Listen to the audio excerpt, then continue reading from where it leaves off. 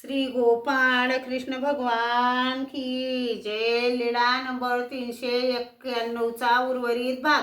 त्यांनी सांगितले, मला जोराची भूक लागली आहे, पीडा होत आहे, काही अन्न आहे का? तिने सांगितले, वडे आणि तूप आहे, दुसरे काही नाही. असू दे, घेऊन ये. मग ते वडे आणि तूप तृप्त होईपर्यंत जेवले. परशुराम बासाच्या मताने आम वडे आणि तूप, रामेश्वर बासाच्या मताने कोरडे वडे आणि तूप तृप्त होईपर्यंत जेवले. हात धुतले, पानाचा विडा घेतला आणि पुन्हा झोपले.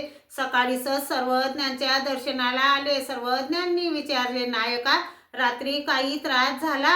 त्यांनी सांगितले, काय सांगू जी, येथून जेवण करून गेलो. झोपताना पत्नीला सांगितले, विस्तो दडपून ठेव ग, आज मिष्टान्नाचे जेवण झाले आहे, कदाचित त्रास होईल.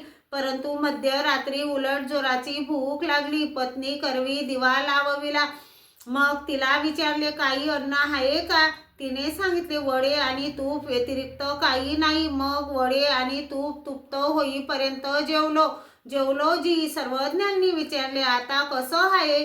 त्यांनी सांगितले, जीजी, आता जेवावे असे वाटत आहे. सर्वज्ञांनी म्हटलं, भूक लागली तर जेवण करा, अशी सर्वज्ञांनी त्यांना पचन शक्ती दिली. सर्वज्ञ श्री चक्रधर स्वामी खूप दयाळू, मयाळू, करुणाळू, कृपाळू आहेत. सर्वज्ञ श्री चक्रधर स्वामी आपल्या मनातली गोष्ट जाणतात. सर्वज्ञ श्री चक्रधर स्वामी खूप मयाळू आहेत.